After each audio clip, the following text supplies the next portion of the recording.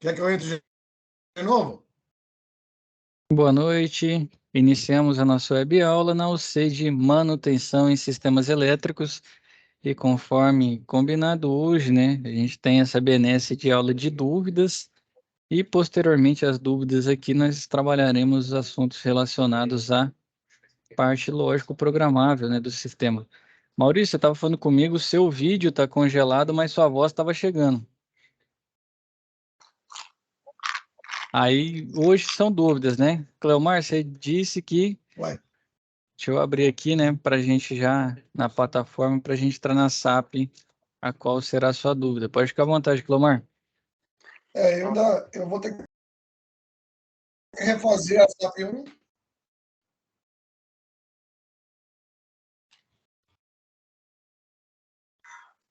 A minha é o Sim. seguinte,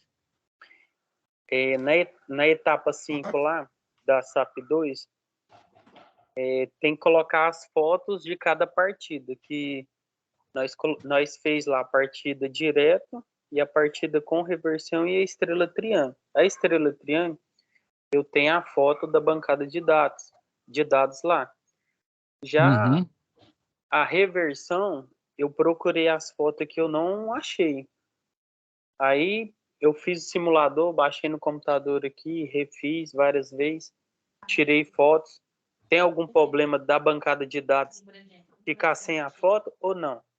Não tem problema não, porque como você tem outras fotos, eu sei que você foi, entendeu? Tá. Então, Às vezes, igual nesse caso, perdeu uma foto, não vai ter problema não. Pode mandar do simulador, que não vai ter nenhum decréscimo na sua nota, Clomar. É justamente essa etapa 5 aqui, né?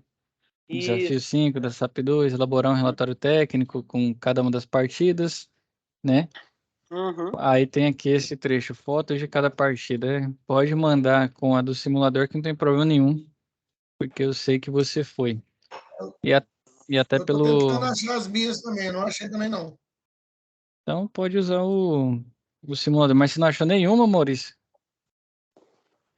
Não, eu estou revisando, Ah, porque a gente tirou beleza. bastante foto e outra, eu acabei passando para o pendrive alguma coisa que eu salvei das telas, né, que a gente fez. Uhum. E agora eu estou procurando onde que eu coloquei. Vai Deve ter que estar... fazer igual eu. Baixar o programa e fazer de novo. Tá com 30 pendrive Não, em mas casa. eu vou ver se eu acho aqui, Cleomar. Vou ver se eu acho. Mas de Uhum. toda e qualquer forma, né? Como vocês foram, a ideia é essa, porque a SAP é linkada com o presencial. E a grande ideia é exatamente ir no presencial e, de certa forma, eu estou avaliando o que vocês fizeram no presencial. É lógico que linka, né? Com o que Presencial a foi gente 100%. viu, o que a gente viu no... Linka com o que a gente viu na plataforma e linka com as UCs anteriores, né? Então, são conceitos que a gente já vem de outras UCs. Você dá um feedback aí, Maurício, sobre o presencial? Não, a presencial foi 100%, nossa. A gente tava tudo junto. Ah, foi todo mundo?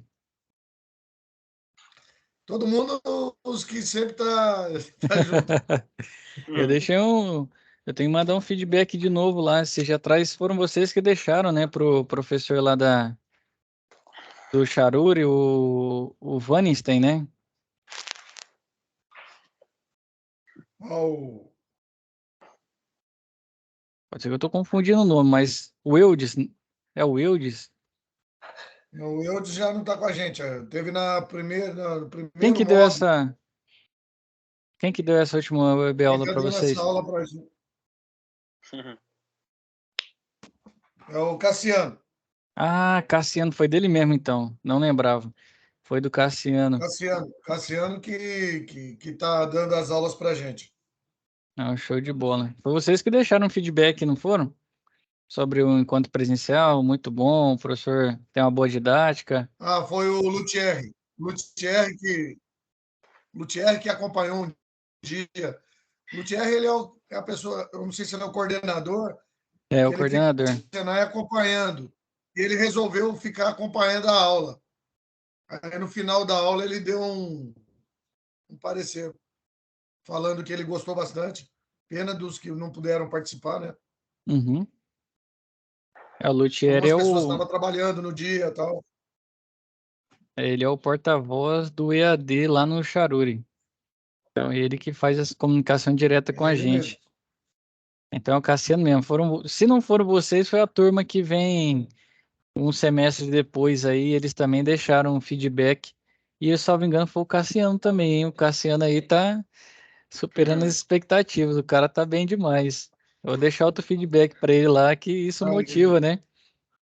O bom é que ele não deixa nós com dúvida lá, não. Ele tenta resolver tudo lá. Ele realmente, o pessoal isso dá bem mesmo. sempre bons testemunhos dele, né? O cara manda bem mesmo. Eu vou deixar um feedback para ele lá de novo da turma de vocês, para ele manter, né? Bom, Que isso aí motiva, o é, cara vai buscando melhorar e é muito bacana. Show de E bola. vai lá, ué. Hã? Parece um sábado lá com a gente. Rapaz, você Aparece um acredita sábado que lá com nós lá. dos últimos 6 sábados, sabe qual sábado que eu peguei para mim? Foi só aquele do feriado, na primeira semana.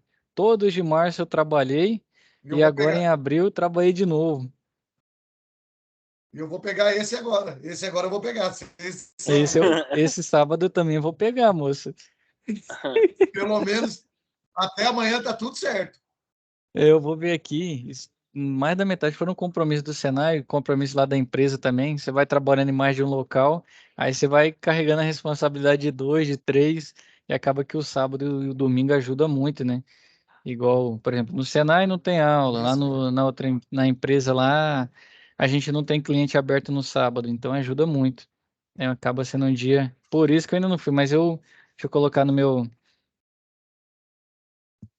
porta minha mini agenda aqui, visitar vocês, né, no encontro presencial. Na hora que quiser aparecer, se legal, quer, né? Na hora que quiser aparecer, vai ser bom, né? Vou lá legal, bom. aprender com vocês É, trocar uma ideia de diferente. É. presencialmente, né? Aí vê que a pessoa é totalmente diferente do que é aqui na câmera. Beleza. O Cleomar tirou a dúvida, Maurício. Tem alguma outra dúvida, Cleomar? Como que tá? Não, tranquilo. Eu acho que as dúvidas maiores vai ser depois que a gente entregar o relatório, você dá uma olhada, porque a gente não tem, eu pelo menos não tenho o costume de fazer relatório técnico. E às vezes a gente faz, agora esse último agora eu redigi algumas coisas e tal, mas a Uhum. gente pega muito um pouco do professor, que ele vai falando, a gente vai anotando algumas coisas, né? Sim. Então, de repente, pode não ficar um relatório totalmente técnico, mas Na a verdade, gente vai aperfeiçoando. quando traz esse conceito, Maurício, de relatório técnico, não é que é para ser aquele negócio de outro mundo, não. É muito mais o seguinte, que você vai pautar tudo que você escreve em cima da técnica, entendeu? Então, assim, você não precisa ir muito longe, mas é um relatório que ele vai trazer informações pertinentes sobre o ativo, sobre o processo que você fez, sobre o seu produto. Tipo, ele vai estar mais pautado pro assunto específico. Não vai ser algo vago, vou falar sobre futebol e vai embora. Não, relatório técnico.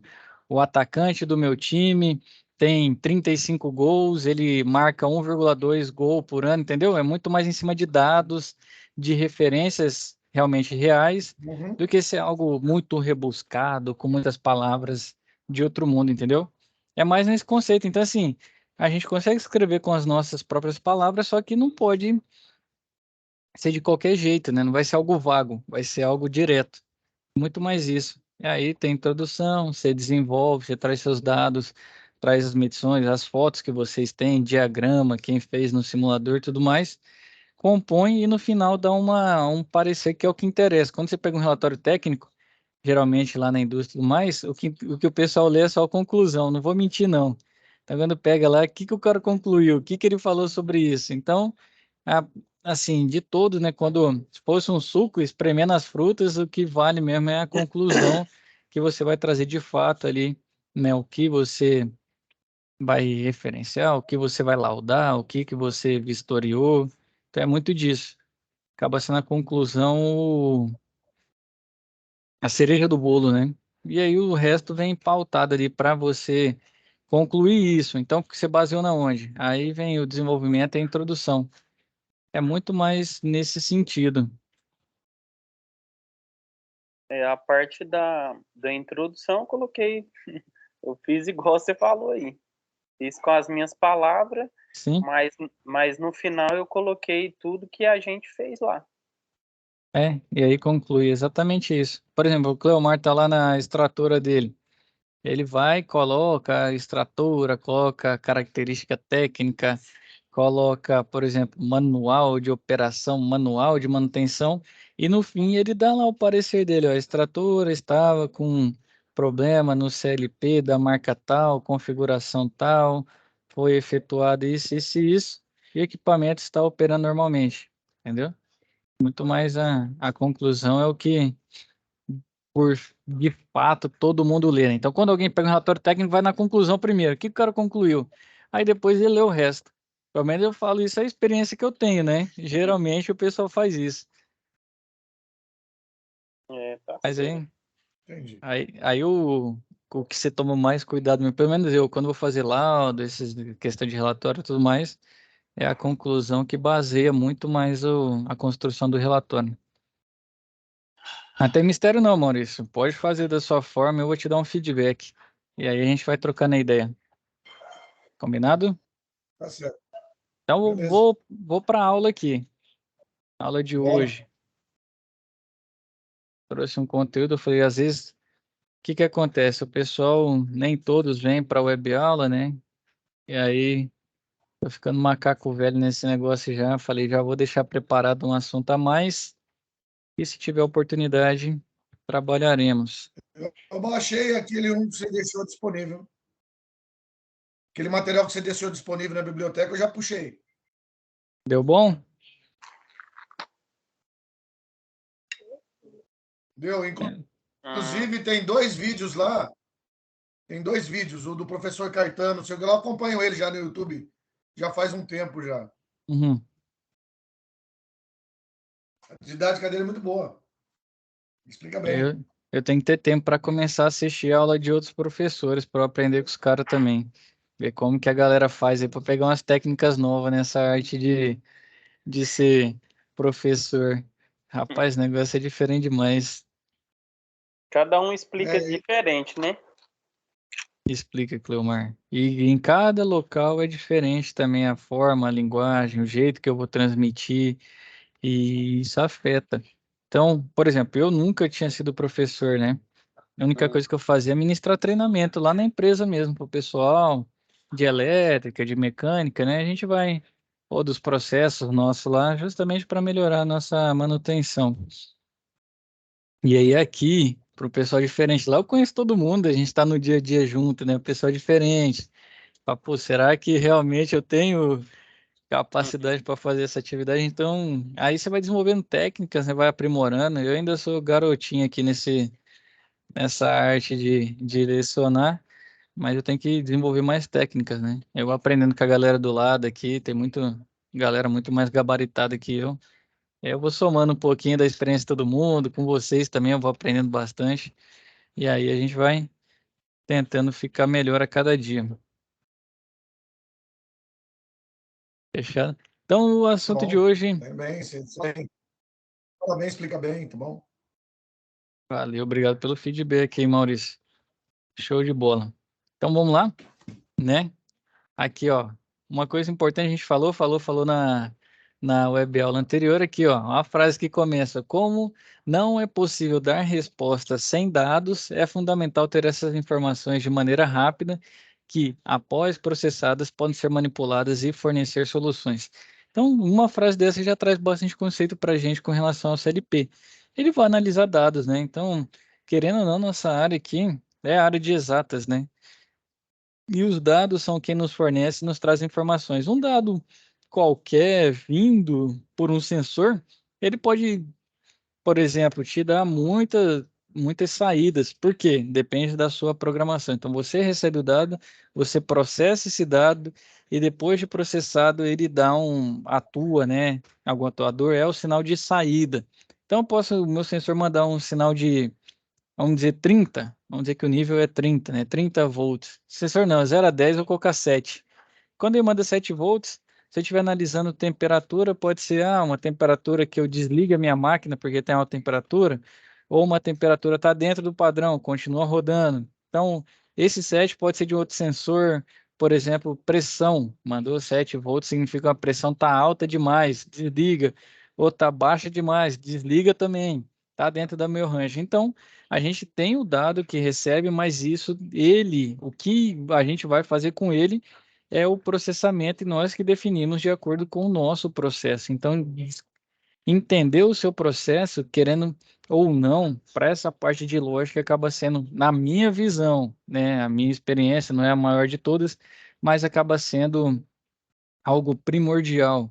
Eu costumo brincar com o pessoal que é o seguinte, a mecânica, não estou falando em nível de dificuldade, estou falando em nível de palpar. A mecânica, você pega uma chave ali, você aperta, você pega um extrator de rolamento, assim vai, você está sentindo, né?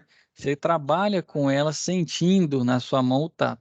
A parte de elétrica, você já sente um pouco mais, por quê? Você não vai ficar tocando num condutor carregado, né? Encosta lá, vai tomar um choque, vai morrer.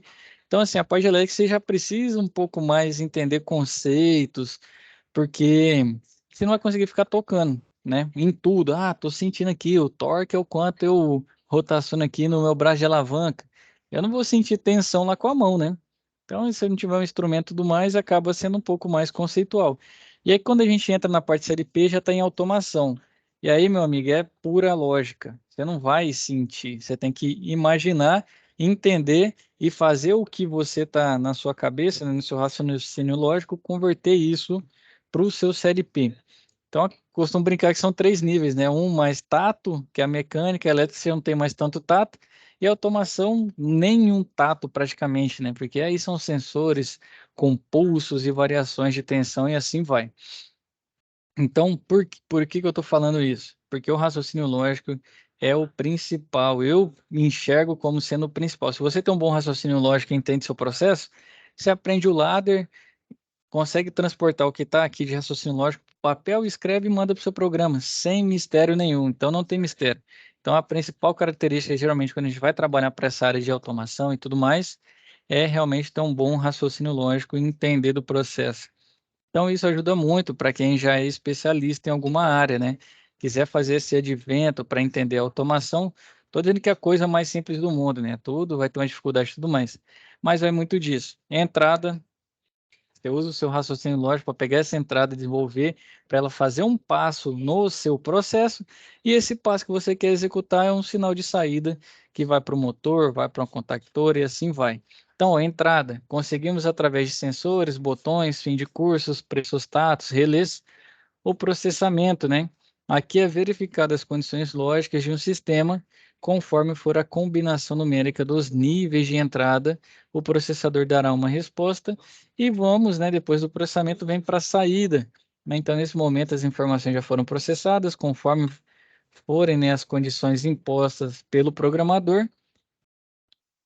Quer dizer, conforme for as condições impostas pelo programador, irá ter uma saída ligada ou desligada, né? Então, isso, o que ele está dizendo para a gente? Tem entrada, você recebe um sinal, você quem define, né, como vai ser o processamento e depois que ele processa tem um sinal de saída que vai executar e depois volta, né? Então, muitas vezes tem nos sistemas ainda faz a leitura, né, da saída para conferir se muda alguma coisa no programa, muda alguma posição, se comuta, né, alguma posição ou não, certo? Então, é basicamente isso. O ciclo na questão da automação não foge muito disso. O que dificulta? O que o pessoal sente mais dificuldade? Primeiro, entender o processo. Parece simples, né? A gente conversando aqui de entender processo, mas ó, o Maurício e o Cleomar já são, né, praticamente não, são especialistas nas áreas que trabalham. Então, para eles, entender o processo é uma coisa simples. Mas, exemplo, Maurício, eu estou te vendo aí, quanto tempo você já trabalha nessa área? Na área de produção, Na sua que você trabalha aí na parte é 40, têxtil, né? 41. 41 anos. Se chegar um cara lá, vamos dizer, chegue outro, você acha que com um ano o cara entende o processo de ponta a ponta inteiro, as nuances, as dificuldades? O ano vivenciando, o cara pega tudo. Não muito. Eu falo não porque Algumas coisas ele vai conseguir resolver em pouco tempo, outras vai levar um tempo mais. é exatamente isso que mostra, né? O Cleomar também, quanto tempo você trabalha, Cleomar, só na área que você trabalha com manutenção de máquinas aí na área também, como fala? De lavanderia, né? De lavanderia 12 anos, mas 12 na anos. manutenção tem uns 15. 15 anos então, aí, ó. 15 anos é muita experiência. Vou dar um exemplo porque eu trabalho, né? Mais focar na parte de refrigeração e climatização hoje há 7 anos. Então acaba que todo dia tem coisa que eu aprendo, coisa nova, né? E como que eu aprendo isso com pessoas que têm uma sabedoria mais que eu em determinados assuntos. Então, querendo ou não, esse nível que você tem de vivência, de leitura de processo, é o que define se o seu programa no CLP atende praticamente 100%, né, de todos os nuances. Quando eu digo nuance, é aqueles pormenores, aquela coisa que acontece uma vez a cada 150 dias, né? Então, o cara que tem muita vivência, muita experiência, ele sabe que tem essa possibilidade. O cara que tem menos, ele vai focar nos que acontecem todo dia, nos que acontecem há 15 dias, nos que acontecem de 20 em 20 dias, porque a visão dele ainda tem que compreender o que é mais básico para depois ir evoluindo. Então, essa questão de entender o processo é o que enriquece o seu software, né, na hora que você programa o CLP. E é isso que faz muita diferença nos programadores. Um cara que entende muito de processo, geralmente o programa dele, né, a programação dele no CLP acaba sendo muito mais robusta, porque contempla, né, esses pequenos desvios que ocorrerão 2 vezes no ano. E um cara mais novato, menos experiente, ele não vai lembrar dessa parte, né? Muitas vezes ele não vai ter nem vivido esses pormenores, e aí o CLP dele vai travar no dia que acontecer. Aí o CLP não presta, aí o programa não presta, aí nada presta. Então é justamente isso. É muito o nível que a pessoa tem de entendimento do processo para programar o CLP. Agora trazendo um pouco para a parte de relé, né? Parte mais física de todo esse esquema de CLP. Então, o relé é constituído por uma bobina que, ao ser energizada, move um ou mais contatos. O contato que está aberto se fecha e o que está aberto, ou o que está fechado se abre. Quando a bobina é desenergizada, os contatos voltam à sua posição de origem com o auxílio de uma mola. Então, aqui, exemplificando os relés, e o temporizador, né, no CLP. Então, funciona parecido com a maneira convencional. Quando se aciona B1, liga a entrada I, né, I de input aí 0, e por sua vez comutará o contato dentro do software, dando permissão ao temporizador começar a contar. Esse temporizador conta, né, um tempo como se fosse um relógio. Passando o tempo determinado, ele fecha seu contato normalmente aberto. Em algumas literaturas, esse temporizador é chamado de delay, né, o temporizador de retardo, né, tem um atraso no fechamento do seu contato. O tempo pode ser em minutos ou segundos, sendo determinado pelo programador. O relé temporizador, ele é justamente quando você vai acionar muitos motores, né? Eu consigo lembrar dele sempre nessa função como a principal. Para você não ter uma corrente de partida muito elevada no seu sistema, você faz essa partida com o temporizador. Mandou o sinal, todos os motores ligam às 8. Então eu vou ligar um 8, vou colocar no temporizador ali. Meu soft start está programado para 25 minutos de rampa. Aí eu ligo o outro com 30, o outro com 30, e assim vai, né? Ou o meu inversor de frequência. Então, ele é muito usado nisso. Então, ele vai comutar, né? Ele comuta, muda ali para fazer essa contagem do tempo, e quando o tempo chegar no que foi determinado, ele comuta de novo, né? Ele vai, quer dizer, ele está lá, por exemplo, fechado, passa o tempo, vai tendo a contagem, chegou o tempo, ele muda para aberto, deixa passar essa corrente, né? E faz o acionamento do seu ativo, né? Do seu componente. Então, o temporizador desses, né, pode ser usado de dezenas de vezes internamente no CLP. Em alguns casos, é mais barato comprar um CLP do que comprar certa quantidade de temporizadores. Então, temporizadores teria que ter um para cada deixa eu lembrar a concepção dele, mas salvo engano, você teria que ter um para cada motor, se fosse o caso. Um série P, dependendo do número de saídas que ele tiver, você vai acionando saída 1, saída 2, saída 3, né? Então acaba sendo mais barato ter um série P só do que vários temporizadores. Aí tem a diferença, né? Na técnica de quem vai instalar. Um temporizador é mais simples de instalar do que um série P. Série P você tem que fazer a programação, mas é uma coisa a se pensar. Muitas vezes vale mais a pena treinar alguém e usar, né? Fazer esse advento dos série Ps do que ficar comprando muitos temporizadores. É um exemplo que ele dá aqui. Outra função é o contador de peças. Então, na produção de uma indústria, a aplicação de um contador pode ser a mais variada possível. Com um pouco de criatividade, o manutentor pode oferecer uma grande quantidade de soluções ao seu empregador. E o exemplo aqui, né, quando se quer contar o número de peças constantes em uma caixa, ao cair em 10 peças, uma esteira ligada transportando essa caixa para o final da linha, conforme você pode acompanhar na figura a seguir. Então, o esquema ficaria com 2 sensores, um para contagem de peças e o outro sensor desligará a esteira e dará o reset para o contador. Então, a entrada 10, né, recebe o sinal da entrada de peça em uma caixa. Quando chegar, né, a 10, o contador comutará o seu contato aberto, dando condições para que a saída Q10 ligue, acionando por sua vez um relé externo que alimentará um motor. Então, ao ligar o motor, acionará a esteira transportadora. Quando a caixa passar diante do sensor do final da esteira, automaticamente o contador será zerado e a esteira desligará. Então, se não for retirada a caixa da frente do sensor reset, o contador não fará nova contagem. Então, ela vai chegar ali, ele vai mandar a esteira desligar, mas você pode colocar um tempinho, né? Você pode colocar uma contagem ali do temporizador para ir desligar. Passou, eu sei que no meu processo a esteira demora mais 3 segundos para colocar ele na posição lá da embaladora, né? Da empacotadora. Então, na hora que passou, ele conta 1, 2, 3 e reseta tudo. E agora só uma coisa para dizer. Falamos do temporizador e falamos do contador de peça. Tem qualquer semelhança com a atividade de alguma SAP é mera coincidência, tá? SAP A 3. gente colocou um contador para contar 6 unidades e um temporizador para poder dar o start da esteira de novo. Beleza, não vou Maurício, falar. Maurício achou bom demais lá. Ficou brincando lá com as caixinhas. Gostou, né? Gostou. Rapaz, é legal demais a automação, você vê esses processos acontecendo de forma que você faz uma vez isso, se replica. Rapaz, e a maior dificuldade é porque eu tava aqui, o começo é quase um discurso motivador, né? Mas é que se vocês gostarem mesmo, vale a pena, pô. Ainda mais para quem tem muita experiência de processo.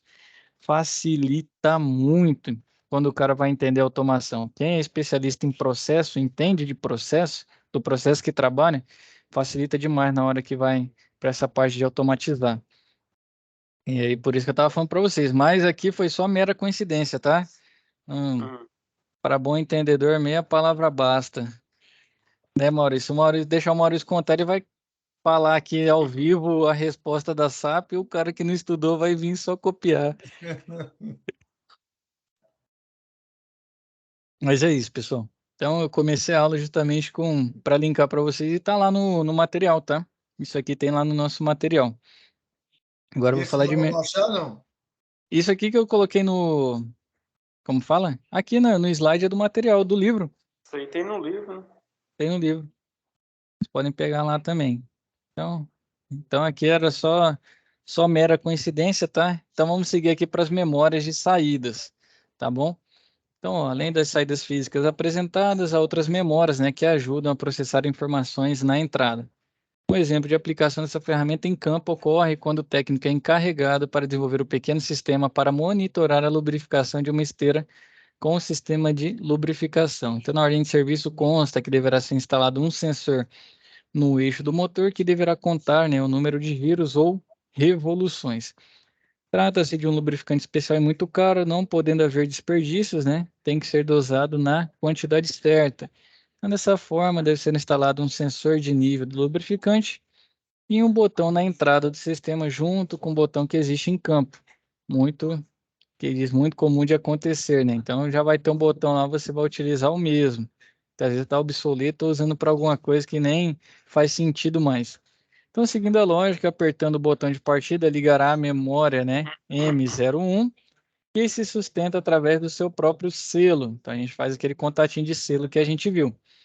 Essa mesma memória liga um temporizador para deixar a esteira se mover na sua velocidade nominal e dessa forma o lubrificante será aplicado de maneira mais uniforme. Assim, o temporizador contará um tempo e ligará a bomba de lubrificação. O motor jamais ligará se não houver lubrificante em seu reservatório. Então, ele já vai contar com o sensor de nível, tá ok, ele deixa ligar. Se o sensor de nível não estiver legal, já corta, nem não roda nada. Então, com essa medida, evita-se que a bomba trabalhe seca, podendo danificá-la. Então, é as nuances que eu estou falando para vocês, os cuidados que quem entende de processo vai facilitando. Então, após ligar a bomba de lubrificação, há um sensor conectado na entrada, né, I02, né, I02 do CLP, que conta em seu próprio eixo a quantidade de giros. Chegando a 10 giros, o sistema será desligado pelo contato, né, do contador 00, e o contador também tem a função de se resetar no seu contato, que é normalmente aberto. Então, assim, na próxima vez que o circuito for ligado, ele funcionará normalmente, admitindo o valor 0. Caso contrário, o sistema não entrará em funcionamento. Então, aqui, a memória de saída. Tem lubrificante lá no meu reservatório? Tem, então pode funcionar.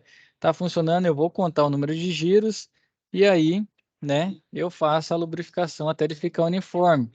Chegando a 10 giros, então eu liberei. Chegou a 10 giros, é o tempo que eu entendi, eu sei, né? Como que ele descobre 10 giros? Fazendo na mão.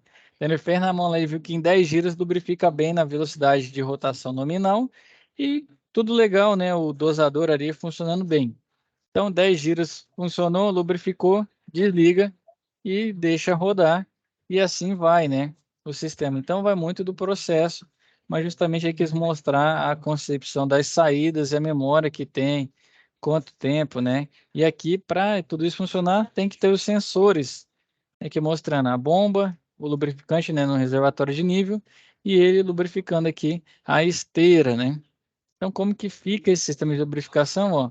O contador 00, tem um contato de selo aqui, né, com a memória 01, e assim vai, né? Nem eu tô conseguindo ver aqui, não sei se vocês estão vendo.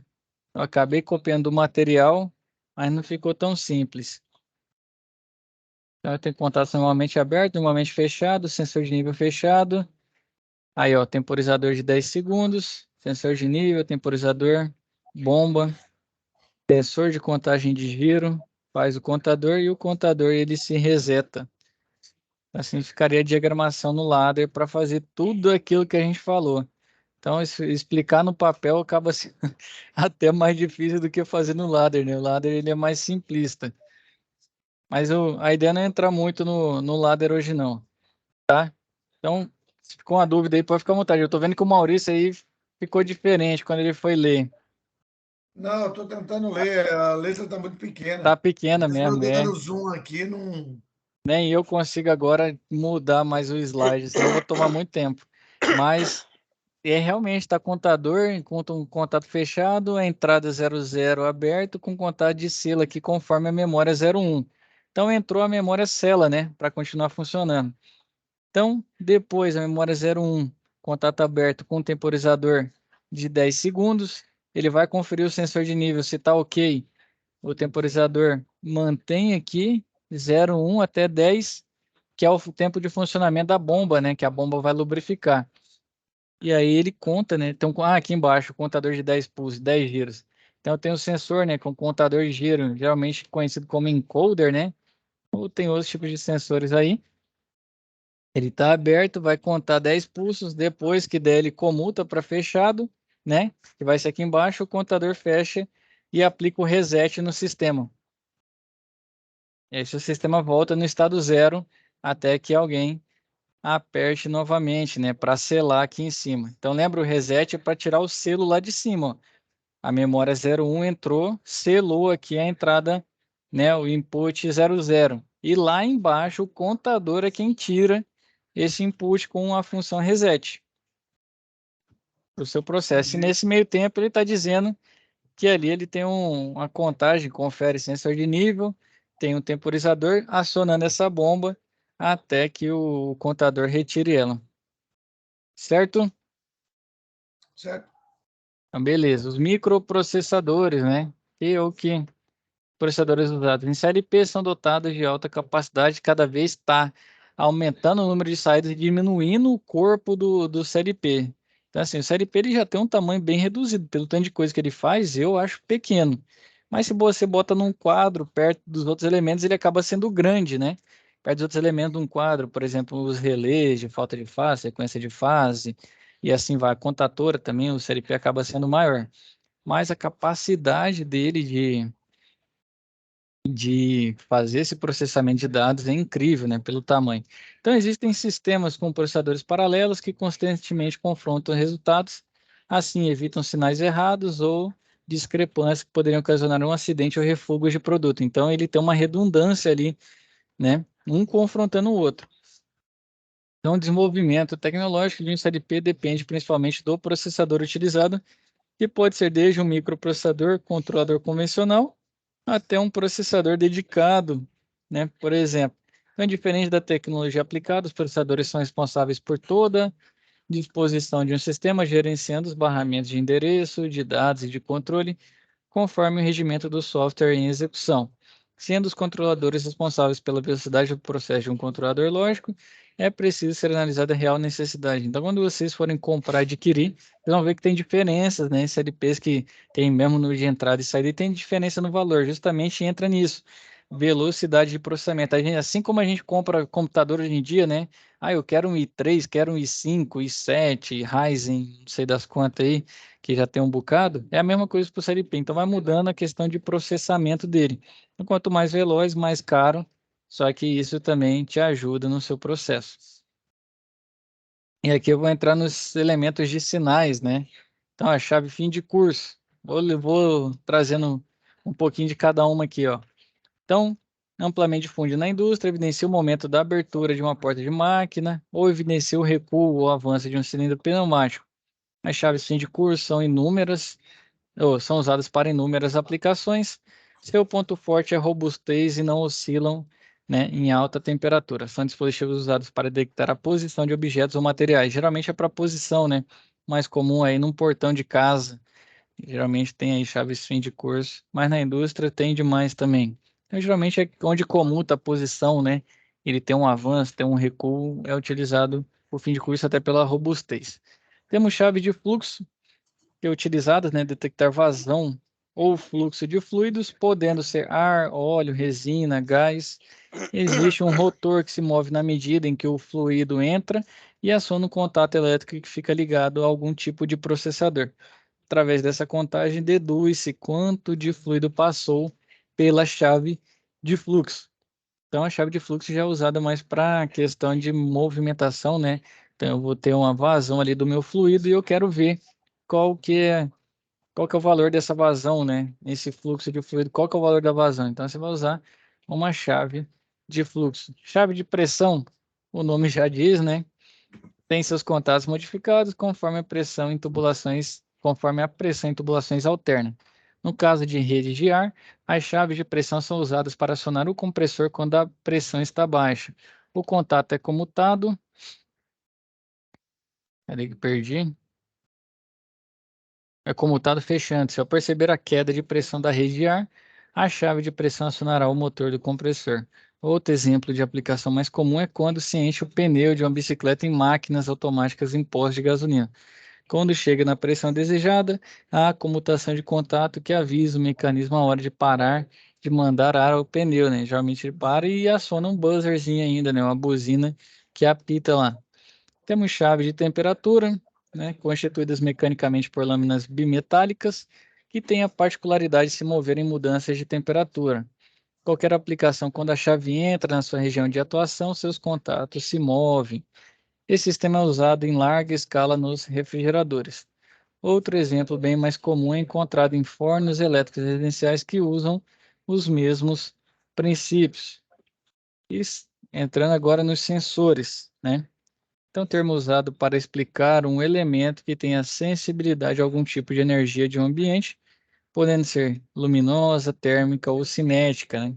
Atrela informações sobre uma grandeza que necessita ser medida. Então, tem pressão, velocidade, corrente, temperatura, assim vai. Então, existem sensores NPN, alimentação negativa e positivo, com um retorno negativo, e sensor PNP, que a alimentação é positiva e negativa, com um retorno positivo. Dentro dos sensores, temos os analógicos, né? Então, eles podem assumir qualquer valor no seu sinal de saída ao longo do tempo, desde que esteja dentro da sua faixa de operação. Igual eu disse para vocês, vai mudando, né? Igual um 0 a 10. Ele vai de 0 a 10, pode ser 1, 2, 3, assim vai. Então, grandezas físicas podem admitir qualquer valor ao longo do tempo, podendo ser pressão, temperatura, velocidade, umidade, vazão, força, ângulo, distância, torque, luminosidade, assim vai. E já os sensores digitais já são diferentes, né? Eles só assumem 1 ou 0, que é o nosso sistema binário. Então, não existem grandezas físicas que se comportam de tal forma, mas esses sensores munidos de um circuito transdutor são parametrizados pela fábrica, né? Ou talvez pelo seu instalador, com seu nível máximo e mínimo. Então, ele comutará no ponto que foi ajustado. Então, é para liga e desliga, geralmente, né? Vai nas zonas de corte aí. Então, ele vai trabalhar com máximo e mínimo, passou, desliga, ou passou, aciona, e assim vai. Diferente do analógico, ele pode ficar mudando ali. Você pode configurar ele de melhor forma, né? Para acompanhar alguma grandeza. Certo? Temos sensores ópticos também, que tem capacidade de fechar um contato sem, né, que esse contato seja físico, com o objeto que passa diante dele. Geralmente as barreiras, né, funcionam como emissor e receptor. Então, o emissor vai enviar a luz dentro de uma determinada frequência que o receptor reconhece. Se tiver alguma barreira, né, se houver a mudança, dessa forma existe a mudança de contato. Então, ele mandou, o outro comuta. Cortou, esse sinal não está chegando mais, ele volta também, né? Então, utilizado aí para barreiras e tudo mais. Creio que até portão, esses que tem, o pessoal fala o sensor de presença, né? Portão geralmente de condomínio, de empresa, que ali ele não fecha para, que eles chamam de sistema anti-esmagamento, né? Então ele já vai ter ali um sensor óptico de ponta a ponta ali do espaço que passa. Se ele sentir que tem alguma coisa ali, ele não vai deixar fechar para não esmagar. Já é diferente. Se for só o portão em si, quando ele chega no fim, tem um fim de curso lá para cortar o motor. E esse óptico é justamente para que, se houver alguém nesse caminho, ele não feche, né? Barreiras de luz também, que a gente tem muito na indústria para proteção. Tem por transmissão também sensor óptico? Então, vasta aplicação pelas empresas usados como barreira de luz, constituído, né, por emissor e receptor em corpos separados. Por estarem alinhados, os dois estabelecem uma cortina de luz invisível aos olhos. Então, quando algo invade o meio do receptor do emissor, o sensor, por sua vez, comuta seus contatos. Muito comum na NR12 aí, né? O dispositivo é usado em muitos equipamentos, principalmente imprensas, dobradeiras e sistemas de alarme. Temos o sensor óptico difuso agora, né? Mesma coisa, emissor e receptor. A luz enviada pelo emissor funciona com a presença de um corpo. Então, a luz reflete no corpo, que é refletida de forma difusa, de volta ao receptor. Então, desta forma, os contatos são comutados. Tipicamente, sensores, tanto os ópticos e os demais, têm a mesma estrutura de ligação, podendo funcionar com 3 ou 4 fios. Então, por definição, sempre o fio 1 positivo, 3 negativo, e o 2 e o 4 ficam para o sinal. Então, o difuso aqui ele é diferente, com a passagem, né? Ele como se fosse um feixe, ele vendo aqui passou naquela posição, devolveu para o seu receptor, né? Essa luz refletida de forma difusa, ele comuta o contato. Estou tentando lembrar aqui algum processo que poderia ter isso aqui. Não sei se a barreira lá do invase usaria um sensor óptico difuso. Agora ficou uma coisa aí que eu tinha pensado. Que hora que vai usar um desse, né? Ele quer detectar o objeto realmente passando. Então, pode ser que às vezes tem no seu rótulo ele ó, brilhe. Isso aí eu acho que é aquele mesmo sistema de esteira, que ele fica do outro lado lá, aquele refletor, e o sensor fica do outro lado, aí passa, Uhum. tipo para parar mesmo. É porque, por exemplo, lembra aquele de barreira de luz que tem na indústria? Quando o cara, por exemplo, na prensa, se ele botar a mão, desliga a máquina, aquele é por transmissão. Esse difuso, ele tem mais a ver o seguinte, quando o objeto está passando, meio que reflete a luz para ele. Seria, por exemplo, se você quisesse identificar um rótulo, vamos dizer, só a garrafa tem aquele rótulo que brilha tal coisa, que vai devolver essa luz. E aí você utilizaria ele, né? Porque esses dois de ponta a ponta eu sei que eles são por transmissão, né? Sensor Aí, óptico de transmissão. Que aí se passou qualquer coisa, ele corta. Agora esse difuso, ele realmente ele quer detectar algo em específico, entendeu? Tá passando, mas chegou alguma coisa que devolveu a luz para ele, aí ele sai. Eu creio que vai ser mais ou menos nesse sentido. Agora, eu não tenho nessa informação para dar para vocês de fato se é realmente esse. Mas eu imagino, pela definição que está aqui, seria algo mais relacionado a isso. Eu estou tentando lembrar na época lá que eu trabalhei no Invase. Vazio ou cheio, né? Ah, é vazio ou cheio, é isso? Ô, Maurício, valeu, bicho, é isso mesmo. é, É, ele consegue ver se está vazio ou cheio. Tinha um bicho desse lá. Alguma coisa usa em latinhas, por exemplo, latinha de refrigerante ou cerveja, porque se tiver vazia, ele sopra, daí tira da esteira, uhum, Exatamente isso. aplica um entendi. sopro. É, tem alguns que usa balança, mas dá para usar esse sensor também. Depende do tipo de embalagem que você tem. É isso mesmo, Maurício. Rapaz, o cara é enciclopédia mesmo, hein? O cara conhece, hein? E temos os sensores ultrassônicos. Excelente, Maurício. Obrigado, hein? E temos os ultrassônicos, né? Então aqui, ó. Tá lembrando o momento quando a água cai, né, em uma poça, mais ou menos isso como se fossem as ondas de som, né? Então, da mesma forma que se comportam as ondas de som, sensores ultrassônicos trabalham em uma frequência que não é audível, né? Que ela é mais alta, e eles têm cristais chamados piezoelétricos que ressonam a frequência desejada.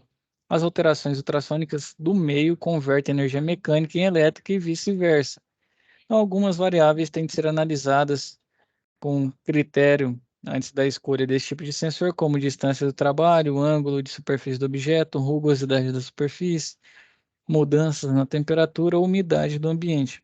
Esse sensor pode ser utilizado de emissor e receptor ou montado apenas em um corpo. Então, esse vai bater, né? Então, creio que dependendo, em alguns casos, esse sensor de nível, né, vai ser utilizando esse sistema ultrassônico, justamente para pegar essa variação. É como se ele batesse e chegasse em algo, mudasse a onda dele, e com isso ele conseguisse medir, né, por exemplo, um nível. Eu creio que o ultrassônico deve ter muito mais utilizações, mas é que eu lembro agora. Perguntar para o Maurício aqui, meu oráculo, Uhum. Não sei, não tenho creio ideia que ainda. ele vai ser mais ou menos nesse sentido. Temos sensores de presença, né, que pode ser indutivo, capacitivo ou magnético. Começando aqui pelo capacitivo, né, trabalham com campo eletrostático na detecção de alterações que ocorrem quando um corpo se aproxima da sua face. Na falta de um corpo, o seu dispositivo fica inativo. Quando algum corpo se aproxima, ele aumenta a capacitância, atingindo valores definidos, né, ocorre comutação de seus contatos. Na aplicação, ó, para uso de metais e não metais, tais como água, óleo, grãos, madeira, papelão, vidro e assim vai. Temos os sensores magnéticos. Então, o sensor funciona com base, né, no princípio magnético, convertendo um campo em um sinal elétrico. Esse sensor normalmente é encontrado no formato reed switch, né? É um ímã permanente que se move em frente ao sensor, fazendo a comutação de contatos. Esse sistema é muito simples e é muito usado por fabricantes de cilindros pneumáticos, aí ele já precisa num campo. Então, aqui até o material vai definir, né? No caso, se você precisa de um magnético, você precisa de um material metálico, né? Que seja ferro ou magnético. Um capacitivo, ele você já consegue trabalhar com polímeros e outros, né? E outros materiais. E os indutivos, que ó, esse sensor envia sinal apenas na presença de um corpo metálico também. Então, leituras em seu circuito identificam a variação do seu campo magnético de alta frequência. Essa variação é identificada pelo circuito, que o transforma em um sinal claro para o resto do sistema. Esses sensores têm configuração NPN ou PNP, como os demais sensores, e podem ser encontrados tanto em corrente contínua como alternada. Então, atuam sem esse contato físico. Não tem peça móvel, tem grande vida útil, sem manutenção, pode funcionar em alta velocidade, podem ser usados em locais sujos e úmidos, substituem com vantagem, na maioria das vezes, o fim de curso. E, ó, recomendado para leitura do sensor indutivo tem alta velocidade, peças a detectar podem ser de pequena dimensão e trabalham em condições severas, vibrações, vapores e óleo. Então, lembrando que ele também precisa, a presença de um corpo metálico, então seu processo tem que ter esse tipo de elemento. Continuando, temos os sensores de posição, né? Elementos eletrônicos que com precisão fornecem sua posição aos mecanismos de controle. Esse tipo de controle é muito usado em máquinas operatrizes computadorizadas e braços de robô, que ele vai reconhecer, vai converter a sua posição no eixo XY, ou se for no 3D XYZ, e aí o seu braço vai atuar, né? No caso, às vezes é para pegar, para levantar, para fazer uma movimentação, um transporte. Temos os transdutores de posição, normalmente usados, né, em máquinas operatrizes. O sistema de transdutor funciona basicamente com referência de tensão do início do seu trajeto da sua régua, relacionado com a posição atual do carro em deslocamento. Então, ele sempre, né, será sempre uma leitura entre dois pontos A e B. Então, o transdutor ele precisa de uma referência, né? Então, ele referenciou nesse ponto, e agora qual que foi o seu trajeto, né? Quanto você deslocou, e ele te dá esse espaço, esse deslocamento. O sensor de posição não, ele só dá a sua posição naquele momento, ele não faz esse acompanhamento, esse registro. Temos o transdutor resistivo, pode ser de translação ou de rotação. Um transdutor resistivo excita-se por tensão, tanto alternada ou contínua. Conforme ao movimento, a resistência é alterada e dessa maneira consegue-se obter uma leitura. E temos o sensor de posição com múltiplos resistores. Então tem como elemento de medição vários resistores ligados em paralelo, de maneira que o objeto se move e vai ligando e desligando as respectivas resistências. Assim, as medidas elétricas irão se alterar, dando condições ao circuito transformar essas medidas elétricas em medidas dimensionais. Então, aqui você pode, um exemplo, deixa eu pensar aqui, aqueles silos, né, que tem várias esteiras ali jogando o grão, se o caminhão vai se movimentando, ele desliga uma da ponta, liga da outra, e vai comutando. Então, conforme ele vai andando, ele vai mudando as resistências, né? Então, aqui eu posso fechar e abrir aqui e assim vai. Então, com múltiplos resistores. E temos os encoders, né? Tem a competência de transformar o movimento retilíneo ou angular em um trem de pulso, sem o uso de conversor analógico ou digital. Divide-se em dois tipos, encoder incremental ou absoluto. No caso do encoder incremental, ele mede o deslocamento apenas em relação ao ponto inicial de referência. No caso do absoluto, mede o trajeto em relação ao ponto de referência interno do dispositivo, gerando um sinal codificado ao processador. Esse aqui é muito comum também para movimentos angulares, né? Que eu vejo que ele é um dos mais comuns, até pelo custo, está mais presente na indústria, justamente como se fosse um contador, né? Que a gente não estava falando lá atrás do contador de voltas, né? Quantas voltas dava para o sistema de lubrificação, então o encoder funciona muito para isso. Ele vai ter uma referência e toda vez que girar ali, ele vai contando, né? Mandando um pulso e aí você pode usar um contador igual foi no ladder lá para receber, né? Esses pulsos, chegou em 10 pulsos, eu faço alguma coisa, aí depende da sua programação, 20, 30 e assim vai. Certo? Maurício, Cleomar, Certo? temos aí um bocado de coisa a mais, sensores, Bom, e a gente vai dar sequência já na próxima com manutenção mecânica. E os conceitos lá que a gente viu, Maurício, acho que no dia o Cleomar estava deslocando, lá de árvore de falha, FEMEA, tudo mais, vai usar de novo na próxima. Então, quando abrir, vocês vão ver. Acaba que aquele conceito lá, como é manutenção em geral, vai ser utilizado de novo, e aí a gente sobra mais tempo para trabalhar mais a parte de mecânica. tá certo. Combinado? Combinado. Então, Cleomar, Maurício, agradeço a presença dos senhores. Aproveitem Obrigado. para estudar, mantenham-se estudando. Vou passar o Aí, Eu feedback tenho aqui que, para o. eu tenho que refazer a SAP 1. Eu enviei a SAP 1, mas eu vou refazer, porque eu acabei esquecendo a parte de segurança. Fechado, eu vou corrigir elas a partir de segunda. Beleza, dá tempo de eu repor isso Ah, aí. vai dar tempo.